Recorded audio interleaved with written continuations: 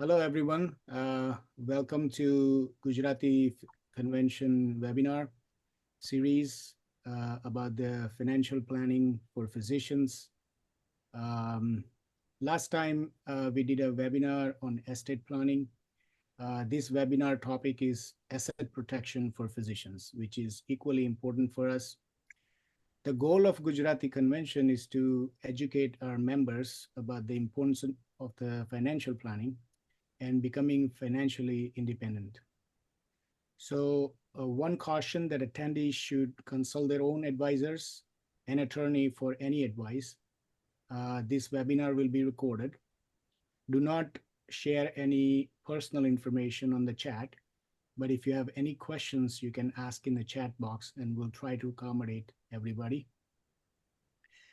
This educational event is hosted by our Gujarati Physician Convention Chairman Ajeet Kothari, Sumul Raval, me, Gunjan Shukla, and Shirish Patel. We have a lot of other participants. We have invited guest speaker today, Syed Nishat. He is a very well-known certified financial planner and certified plan fiduciary advisor. His articles and interviews about the asset protection and a common financial mistake by physicians are published in a MedPage Today and Medscape, which is a very well-known website to all of us. He is regularly quoted, interviewed in media outlets like Forbes, Kevin MD, US News, Investment News, and Yahoo Finance. So we would like to make it more audience interactive and not a boring lecture. So I'll ask a few questions. Dr. Raval also will ask a few questions. And Syed Nishat would like to answer all those questions. With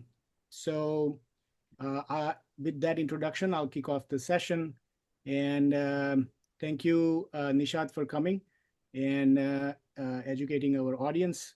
So I'd like to ask you first that last time we talked about, investment like index fund and not to do active mutual funds or stocks if you don't know about it. Would you have the same point this time as well, as the financial market is not doing very well? It's rocky, it's going down, and now it's a little bit coming up, and we don't know, God knows what's going to happen in the future. Absolutely. Thank you very much, Dr. Shukla and Dr. Raval, to invite us. And thank you what you do for Gujarati Convention. I mean, the event in less than a month, and I don't know how you have time to come to this a webinar to do all of this. It's a thankless job, but again, I really, really appreciate what you guys are doing. Now, last time when I came, I spoke about that physician community, like Dr. Raval, you, Dr. Shukla, you do not have time, in my opinion, that you should do something called passive investment, like buy index funds like SPY or QQQ and leave it there for long term. Because the statistic has been shown, Dr. Shukla, Dr. Raval, that almost 90% of mutual fund cannot beat the market. And the fees are extremely high, like 1%, 2%. But if you just buy the passive investment, but diversify though, make sure you have some international, some SPY, some NASDAQ, some small cap, mid cap. But again, these are index funds. If you just buy it, leave it there for long term, you will be ahead of the game for anyone else. The problem happened, Dr. Shukla, that Gujarati members, the physician community, they buy like concentrated position, like all Tesla, all Apple, because of WhatsApp group and all the fun. And what I recommend is boring. The reason why financial advisor do not advise you because they don't get paid for it, like buy passive investment. So that's why I always recommend that passive management is the way to go. Buy it, hold it. You don't need to use a financial advisor just for investment management. Anyone can do it, but make sure you're diversified. In the long run, you'll be ahead of the game. Great. That's a very good, quick piece of advice, Nishat. And thank you again for coming on this informative webinar. Now, a lot of people call me and ask me that everyone sells something. Why are you giving free webinars And how do you make money? What is your catch? A lot of people is asking me this. Can you please tell audience?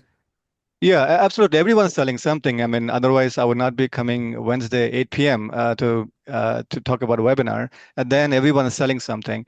So obviously, what happened that our goal is an educational doctrine. We actually give advice pro bono, and we ask you to do it yourself. But you'll be surprised, even if I tell them that buy SPY, buy QQQ, or buy index funds, or the advice I'll give about asset protection, for a lot of people is overwhelming.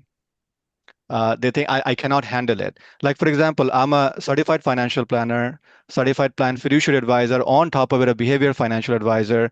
But for tax planning, I do not go to HR block. I use a very good CPA. The reason is because I don't want to deal with it. So similarly, I'm looking for clients out there within you who find it overwhelming. If that's what you're looking for, you can use our service. The catch is, if you decide to use the services, you have to invest with us. That's the catch. And there's a minimum investment requirement, and we charge fee. This is how we get paid. I know it's a blunt answer, but I just want to tell them that this is how we get paid. That's definitely very simple, but a straightforward answer. So thank you. All right. Well, that's good. Thanks for being honest. That's always a good thing. So let's start with the current political situation, because stock market is very rocky, and we hear about the Trump's tweets, and he basically announced his policy on the tweets, and now we are hearing about this Trump's big beautiful bill. I know with the Trump, everything is big and beautiful, but what is so beautiful about it? What should we know about it? And are we in any trouble, or should we protect us anyway from that bill? Yeah. So I think this is one thing. This is already passed by the House for Senate. Most likely, a modified version will be heading there. So, in my opinion, that this is something that physicians should just take a look. So it's not a bad bill or anything in terms of the number wise. I understand it's a controversial because people do talk about like rights and everything. I understand. If you just take those emotion out and talk about the numbers, I just want to explain it to you so physicians are aware of it. So this is an extension of a 2017 law Trump passed called TCJA. The Tax Code Job Act. When the corporate tax, if you remember, went down and all of it, it's extension of it. So, and there are a few things to take a look in my screen. The tax bracket, Trump wants to make it permanent, whatever it was there before, number one. Number two, both of you, if you which state you guys are in, if I don't mind asking? New Jersey. New Jersey, right. So remember, New Jersey, New York, all the states, we pay property tax, the maximum deduction, remember, 10,000. Yeah. The new bill saying it will bump to 40,000. Nice. Yeah, but subject to income limit, obviously. Estate tax exclusion, husband, wife both pass away, up to right now 28 million, no state tax. He's increasing it, by the way, to 30 million, no state tax. There's something called QBI. QBI means qualified business income deduction. If you are a self-employed physician, you have earned income, you can write off 20% of the income as a deduction, subject to income limitation. But that 20% going up to 23%, that's another good thing. A couple of things. HSA account, like, if you are older, HSA account, if you apply for Medicare, you cannot open HSA account, but this new bill is saying you can, no problem. Number two, 529 account. Remember 529 account, everyone have children. 529 can be only used for college. The new proposal is saying you can use for tutor, going to special classes, you can use for those as well. All right. There's something called, as you mentioned, funny names, Trump account. For your children, it needs to be called Trump account. You can put money there, $5,000 post-tax money, and before the age of 18, all growth happen. You can use it as long as for tuition, buying first-time house, starting a new business. The beauty is half of the money before the age of 18, the growth happened, you only pay long-term capital gain, which is extremely powerful. All right. So these are just a number good things I'm talking about, not the bad things. All right. Now, some temporary provisions to take a look. If you pay some employees overtime and tips in the restaurant business, there's no tax for 4 years. All right. The standard deduction is $4,000 more for 4 years for seniors. And lastly, if you have car, if you buy a car and if you pay interest in it, as of right now, it's hard to get the deduction. But if the car is made in America, you can write off the car interest as well for 4 years, subject to income limitation.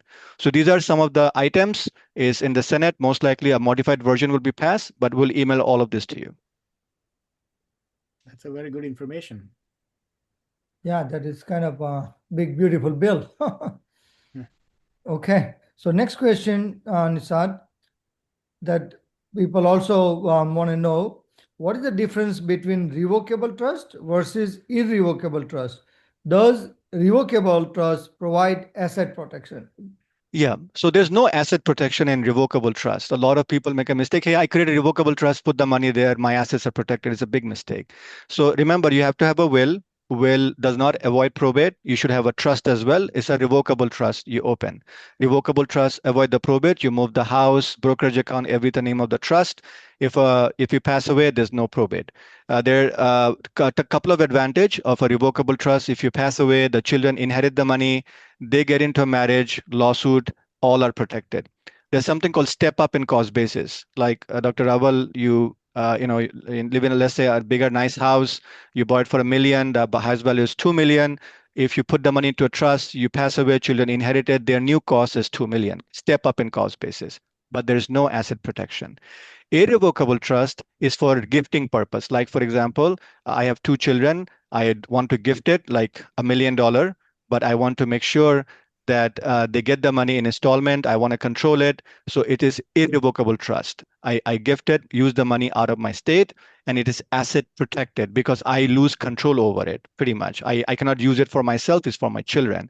But the problem with the irrevocable trust is I lose the step up in cost basis. So the difference for a revocable, irrevocable is the control issue, no step up in cost basis. And lastly, the asset protection revocable is not there, irrevocable is there. So first step should be create revocable. Once you're done, then let's say your net worth is very high, like Dr. Raval, Dr. Shukla, think about irrevocable trust. Okay. So there is one audience question which is in this, it fits in this criteria.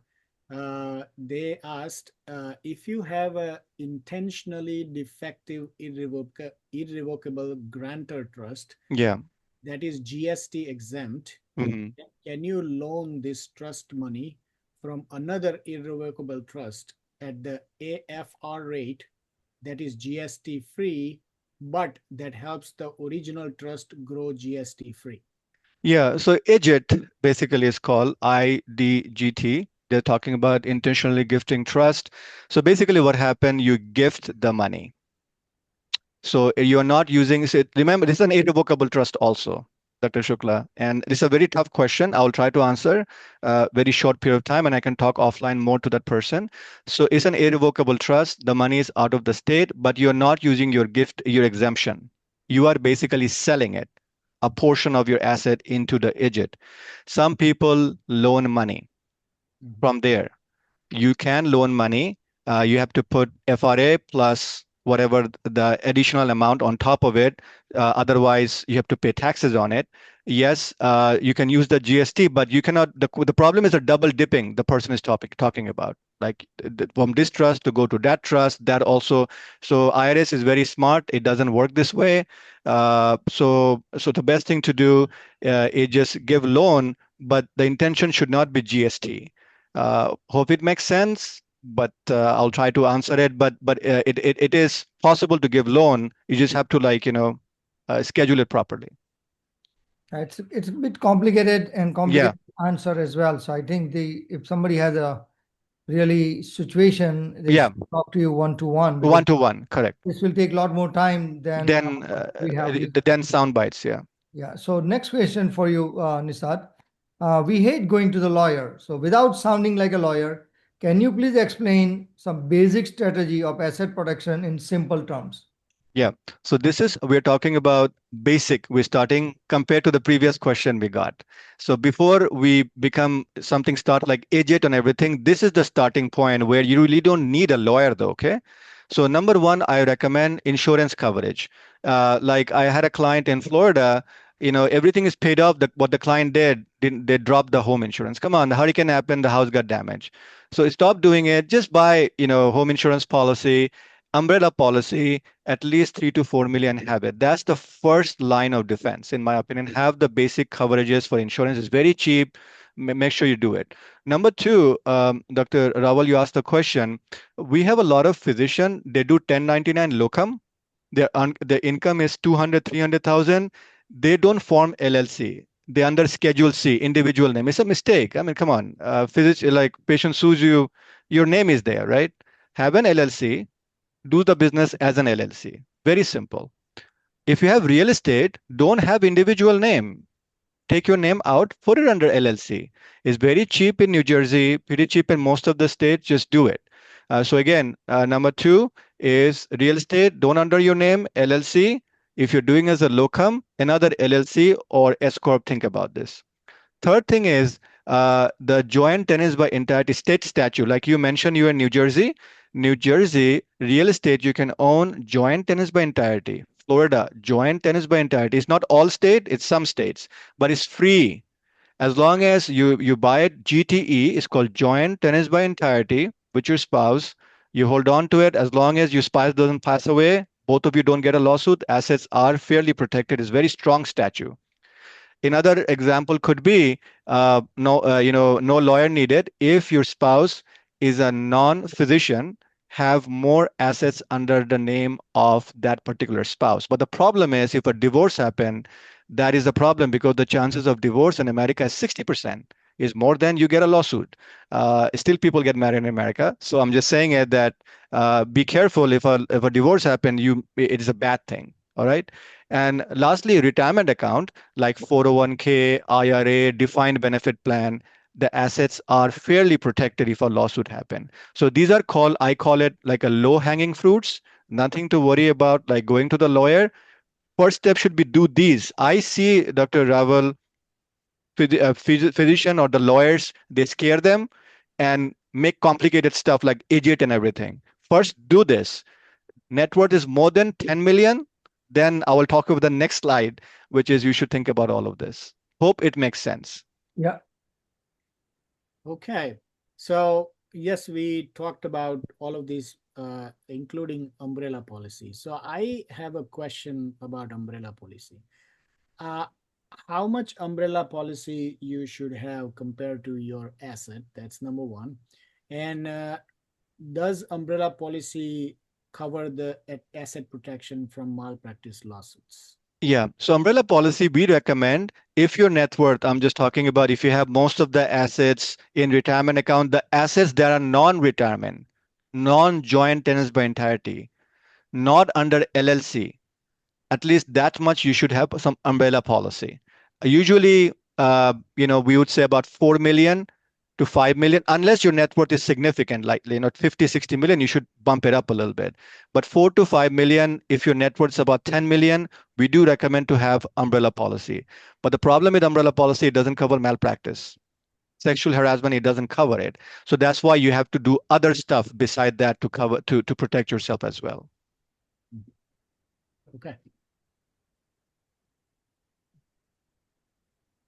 Okay. So now, what is EPLI and why this is important? Yeah, so these are, Dr. Raval, I think more important than physician lawsuit, I think a lot of physicians are self-employed, they have employees. All right. You have to be more careful about that, though. A lot of people are not, putting in discount. You get more complaint from the employees.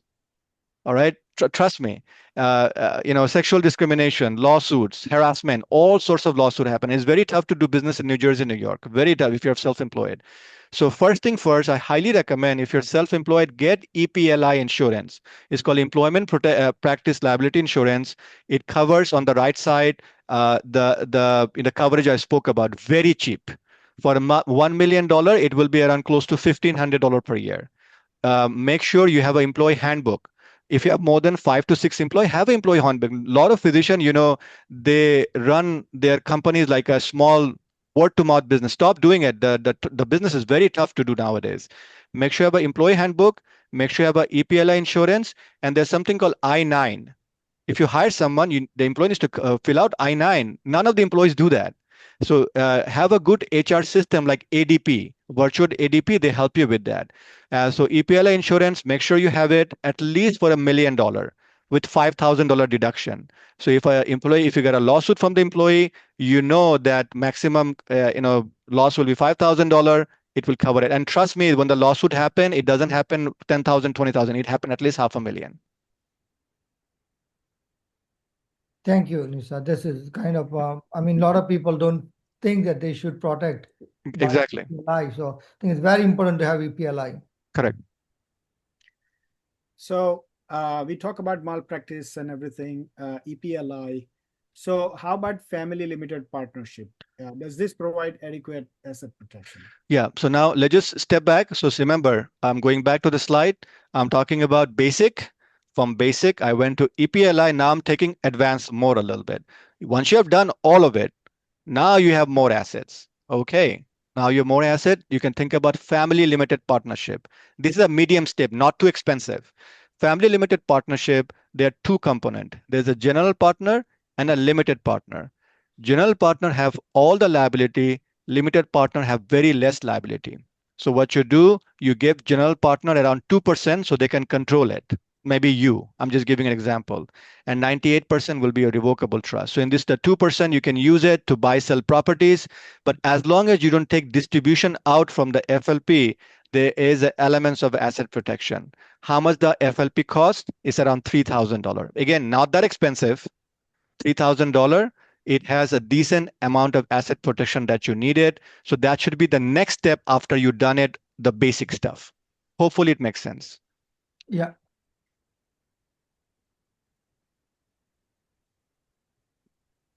What is Series LLC? How does it help in asset protection? Yeah. So like Dr. Raval, remember we spoke about real estate, don't have it under your name. Yeah. Each real estate should be separate LLC, right? But what if you have 10 LLC? That is the problem, right? Then you have to open 10 LLC, 10 real estate. You have to open 10 LLC. It's a headache. So if it's like a lot of LLC, think about series LLC. Not all state has it, but about 16 states like Delaware, Nevada, Texas, they have it. So what you can do, you have multiple LLCs, but it is under one LLC. You just have to open one LLC, not 10 LLC. The filing is become very easy. Other LLC under the operating agreement of the master LLC. Again, it is fairly cheap compared to opening 10 LLC. This will be around $1,200. Again, you can open it if you have multiple LLC, one management company that basically covers all the child companies. You can do it. It saves you a lot of money. Think about it if you have a lot of real estate. So if you have multiple LLCs already, you can convert into the series LLC and then put that into the FLP? Exactly. No problem. Absolutely. Very good. That you can absolutely do that. Does New Jersey has this or no? Unfortunately, no. Seriously, no. So, but what you can do, you can open another state LLC, but that becomes expensive. It's not worth it. So for New Jersey, maybe FLP to think about it. But New Jersey is one of those states doesn't recognize series LLC. It does not recognize series LLC. Yeah. Oh, I see. It's 16 states, and New Jersey is not one of them yet. Okay. Yep. So what is domestic asset protection trust? Okay. All right. So now, so far now, let me step back. We talked about basic. We talked about EPLI. We talked about FLP. And then we talked about series LLC, which are medium expensive. Now we're talking about more expensive. This is like this very high net worth. Now you're saying I have a lot of money, don't know what to do about it. Now you could do something called domestic asset protection trust. Domestic, not all state, but Nevada, Delaware, Alaska, South Dakota, they have it. So you can open up those states. So, but you can sit in New Jersey and open this domestic asset protection trust, by the way, just to let you know. So what happened, the way the domestic asset protection trust work, you need to have a trustee on that particular state. You need to have a trustee on that particular state. There's a fee involved into it. It's about $2,000 per year is the trustee fee. The setup fee is very expensive, which is about $6,000. Once you put the money, usually after 3 years, the assets are protected. And it's a very strong edge statute. Like you must have heard about Delaware, Alaska, Nevada, all of these statutes. So again, it's very, very powerful. So one should net worth more than 10 million only, I recommend. Remember, before 10, do the basic ones. But then if you want to protect it, domestic asset protection turn, you can think about it, but don't jump the gun on this one. Do the basic first. Then again, if you're high net worth, you can think about domestic asset protection trust. You can open up with any states. After 3 years, usually the assets are protected. Okay. Okay. What is offshore LLC? What is the significance of it? Yeah. So remember, I talked about domestic asset protection trust. It's not all state. Like Georgia, it's not there. All right. So what you do at that time, you can open up an offshore LLC like Caribbean island, Bahamas, those LLC. It is formed outside of U.S. jurisdiction. It has a very strong asset protection. There's compliance requirement. You have to file FBAR filing, but it is not that expensive, as expensive as domestic asset protection trust. But these are of those states that do not have DAPT. You can think about those. All right. But in my opinion, why do offshore if these states are there? You can do it in America. Why go overseas? But some people do it. These are old school. But if you still want to do it, there's a way to do it. That sounds good. Yeah. Okay. Well, I hope we don't need to go to offshore. But so what is spousal lifetime access trust and how it helps in asset protection? Yeah. So if you want to gift money, irrevocable trust, Dr. Raval, Dr. Shukla, we spoke about at the beginning. Ajeet, someone spoke at the beginning, irrevocable trust. And if you want to gift money, Ajeet, you're not gifting. The person asks, you are selling it. You can gift the money into an irrevocable trust. And it is a type of irrevocable trust called SLAT, Spousal Lifetime Access Trust. Let's say, for example, your net worth is 20 million and you're young and you will keep working for a long period of time, you can gift the money to your children, but through SLAT. But the benefit of SLAT is as long as the spouse is alive, she can take the money out and give it to you. You can use it, indirect access is called. So again, spousal lifetime access trust, if you want to gift it, assets are protected. So, but again, if you're high net worth, you want to move the money out of your state, you can think about it, gifting purpose. So, so how much does SLAT cost? It's around close to $5,000 setup, but there's no yearly fee. So hopefully it makes sense. So I just want to point out there, this option is also available. Nishat, you are information powerhouse. You're telling so much information in so little time. It's taking too much to even digest for people who had heard you before. One more question. Can you please explain how qualified personal residential trust? Yeah, to confuse more, I'm going to talk about the qualified personal residence trust. This is the last complicated one. So a lot of people, Dr. Shukla, Dr. Raval, has big houses, like in New Jersey, Florida for 5 million, 10 million. They want to protect their house, but they also want to gift as well. And they are thinking like New York, for example, there's nothing called like homestay protection like Florida or Texas has it, right? There's nothing like that. So New York, one of my clients had it. The client lives in upstate. And then we had a discussion, house value was 5 million, what can we do? So but the client wants to live there and gift it to the children eventually. So we set up a QPRT, Qualified Personal Residence Trust. These are for primary house mainly. You can put the money, but what happened, there's a schedule. And then you have to pay, you have to use a little bit of exemptions for your gift, but a significant amount can be gifted to your children. You have to pay rent. The trust is set up in this way, but after a certain period, the money is out of your state. But in a beauty of QPRT is since the money is out, the assets are protected. So again, it does two things. Number one, the money is out of your state, and number two, there's asset protection. So again, if you have a big house, another solution could be think about QPRT. Okay, it went up, but it's good. Yep. We have to hear this few more times before we understand everything. Sure.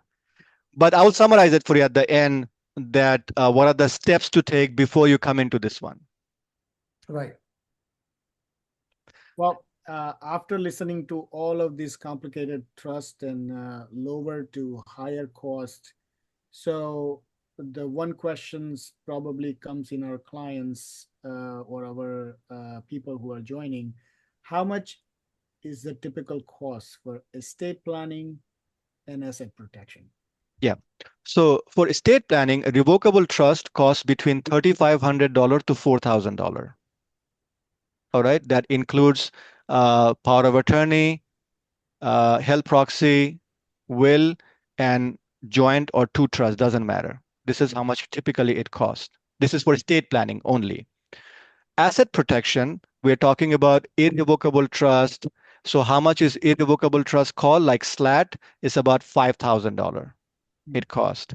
How much does it cost for QPRT? Another $5,000. So every time I say the word trust, 5,000, 5,000, 5,000. That's typically how it works. Question becomes, so many options I gave you, what should I do? What should be like a starting point? The starting point, don't make your life complicated. My suggestion will be net worth below 10 million, stick with the basic. I'm going to go back to the slide again. You start from here. Once you're done with it, then if you're self-employed, EPLI, then family limited partnership. Up to 10 million, stop it. My suggestion, don't do anything else. Because most likely you have retirement account, those are protected. You got FLP, you have malpractice, everything should be okay, in my opinion. More than 10 million to 20 million, we're talking about if you have a high risk physician, everything into like, one umbrella, like a big house you have it, you can think about QPRT at that time. And if you're young, you're earning a lot of money. Because if your net worth is 10 million or less than 20 million and you are 70, you need the money to have a good life. And if you're close to retirement, who will sue you? You have to think about it, right? So why you worried too much? So this question need to be asked. Don't just go with to the lawyer and say, I want to do all of it. Make sure that the chances of lawsuits are there. If you have a good certified financial planner or lawyer, they should do an audit first, see the risk exposure, how much you have it. Because Dr. Shukla, Dr. Raval, there's nothing called 100% asset protection. I tell you right now, there's nothing called 100%. You will settle somewhere. It's like wearing a bulletproof jacket. You get shot, most likely you'll survive, but you will get hit. As long as you understand it, it's good to go. So which vehicle to use? My suggestion, below 10, those are the vehicle. More than 10 million, then think about, in my opinion, Series LLC, Domestic Asset Protection Trust, or Offshore LLC, and then SLAT, and then QPRT. Hopefully it makes sense to getting a starting point. Okay. So Sumul just came in, so I just say that you have given us a lot of information. It is sort of overwhelming.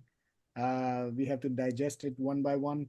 But can you please summarize it in a step of asset protection? I know you went through less than 10 million, 10 to 20 million, and more than 20 million. Correct. Yeah. So again, less than 10 million, I do recommend do the basics first. Let me just go to the slide one more time, which is insurance coverage, LLC. Don't do 1099. Make sure you have LLC, S Corp, real estate, a separate LLC, joint tenants by entirety for New Jersey, Florida state. Make sure you do it. Retirement account, have a asset protection statutes there already. and one option could be non-physician spouse, as long as you have a good understanding. These, then if you're employed EPLI, family limited partnership, up to 10 million, then take a pause, in my opinion. Once you cross over 10 million, then you can think about series LLC, you can think about domestic asset protection trust. And after the net worth over 20 million, you can think about offshore LLC, you can talk about SLAT, which is like gifting money, and then you can think about QPRT, qualified personal residential trust. So again, these three, I think, category will help you to make a decision where to start. Hopefully, then it's not going to be that confusing. What the starting point? Okay. Very informative. And as you promised that you will make it in precise time, your Yeah. information. So thank you for being so precise and so on time. This information is priceless, Nisar, I'm telling you. This Sure. you cannot even get this kind of information by spending money. So we really, really appreciate and thank you for your efforts. Of course, anybody who needs more help, they can call you directly. But we really want to thank you for all your guidance and advice. Sure. Sure. Absolutely. Any audience questions? Let me take a look. So we have a lot of audience question, but while we are taking a look at it, can you explain what is fiduciary is and what credentials should we look for financial advisor? Now, Yeah. I'm not being a financial advisor, but be honest. Yes, absolutely. So I think one of the things, most of the times, like a financial advisor or life insurance agent, they're just trying to sell you something. Usually, what happens if you are CFP or CFA, or they usually have a high standard of fiduciary.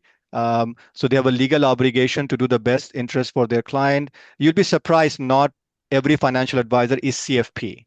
All right. There's only 30% financial advisor are CFP. So usually they have a high standard. Try to look for CFA, CFP, like the way Dr. Raval, I see you have multiple credentials. Dr. Shukla, you just not MD, you have multiple credentials.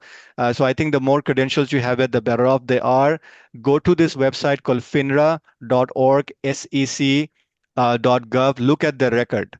One complaint is okay. Everyone gets it, but one advisor doing for 20 years, 5 complaints, something is true. So don't do it business with them. I mean, that's very important. And make sure that the financial advisor have a team though. Like a lot of financial advisor comes in and say, I know everything. That's a disaster. How can you know everything? You need to have a team. So make sure they have a lawyer, they have tax planning CPAs, they have a estate planning attorney, they have actuary in-house, so they can take care of everything under one roof very efficiently. That's the value proposition we have it. So if advisor comes and talk about investment only, that may not be a good sign. Because no financial advisor can beat the market. You are here to take care of the client's financial planning needs. If that is the situation, I think the financial advisor most likely a decent one. Okay. So we do have quite a few audience questions. One is that, does it make sense to do Roth conversion for 2 million traditional IRA at the age of 71 for the tax bracket of 25%? Yes. What happened at the age of 73, that person needs to take RMD, required minimum distribution. So it does make sense, but there are two questions. Which state is the person going to move? Let's say if it's New Jersey, the person has to pay New Jersey state tax. If he's moving to Florida, just make sure you move to Florida, then do it. All right, that's number one. Number two, do it when the market down. Don't do it when the market is up though, because what happened? Let's say you have 2 million into an IRA. If the market goes down, it will go down to most likely 1.5 million, like April. Then do it.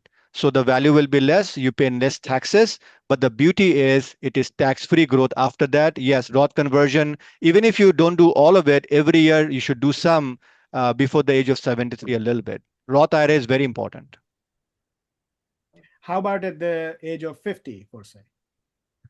Yeah, at the age of 50, you can do a Roth conversion, but most likely at this young age, you're in the highest tax bracket.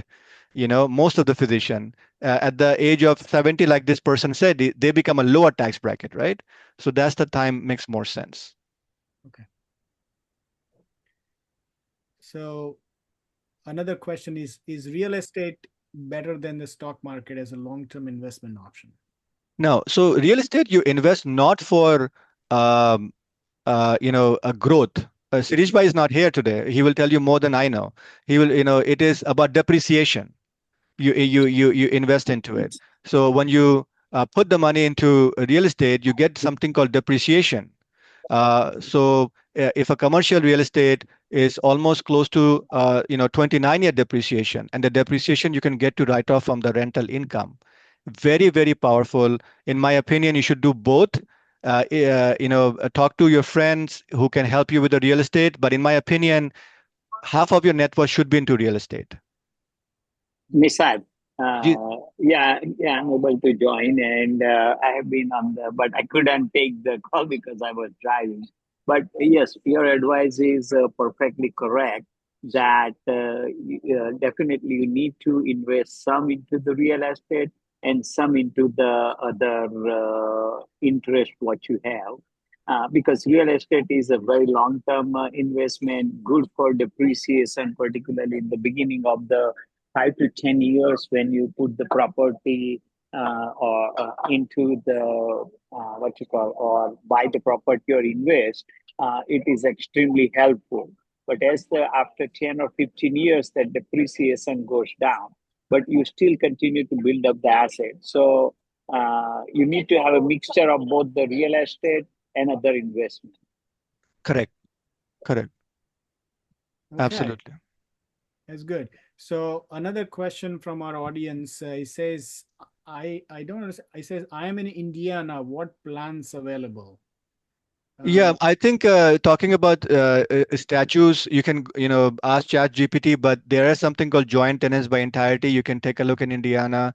The good thing about Indiana, the maximum someone can sue you for 250,000. All the statues are there. FLPs are there as well. So that's something you can talk one-on-one, and we can talk more about the state statues.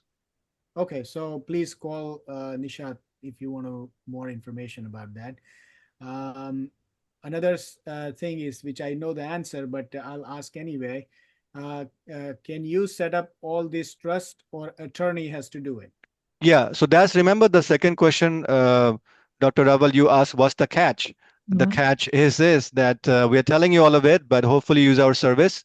And this is where we charge, we can use our service. When you invest with us, we can provide you all the service, but we coordinate with the attorney and take care of all of this for you. And you don't take the commission from attorney, right? No, there's no commission sharing there. Exactly. That's great. Another question is, if you have a FLP, how do you liquidate it?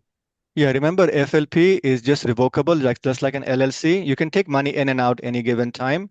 But the money you take out, there's no protection into that one. FLP should be the money you keep it there for long term.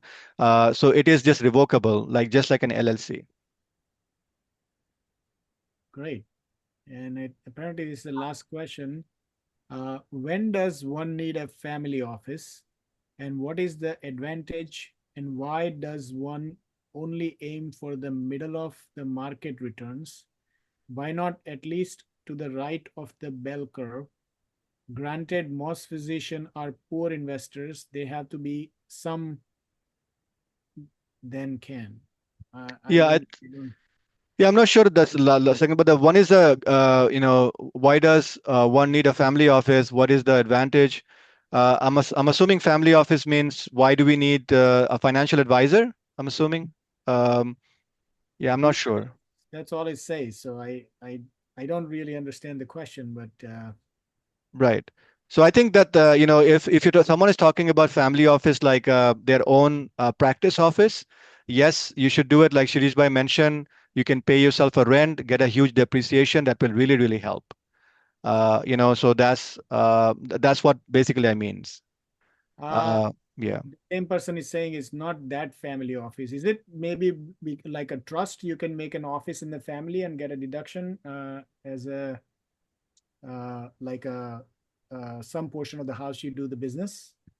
Yeah, there's some portion of the office you can write off as a business expense, like a rent, but that's about close to $3,000 come out to be. So I'm not sure that's what he's expecting. But I guess the second question that the market timing someone is talking about is hard to time the market. That yes, physicians are very busy. They're not poor investors, they're just busy. So that's why we do recommend just buy, index funds if you don't want to use a financial advisor. In the long run, the returns are almost the same. Okay. Well, I think you should ask directly to one of the Nishat and one of his colleague for the complicated question. But there is one more in one. If one plans to retire with 5 million asset at 65 years of age, how much should one have at age of 47 in your 401k? Right. So 65 years, I guess the math is 65 plus 47 years in 401k. Uh, uh, so age 47. So how much to put that in? That's what someone is asking to put away, like 5 million. They want to do it. So I think the math has been. So we're talking about almost 20 years here. You want 5 million. You can just do the math. That if a 7% growth happen, and at the age of 47, 5 million. If you put like I'm just talking about 2 million, 7% growth happen. At the age of 8 years, the money pretty much double. The money becomes like 4 million. I'm just talking about.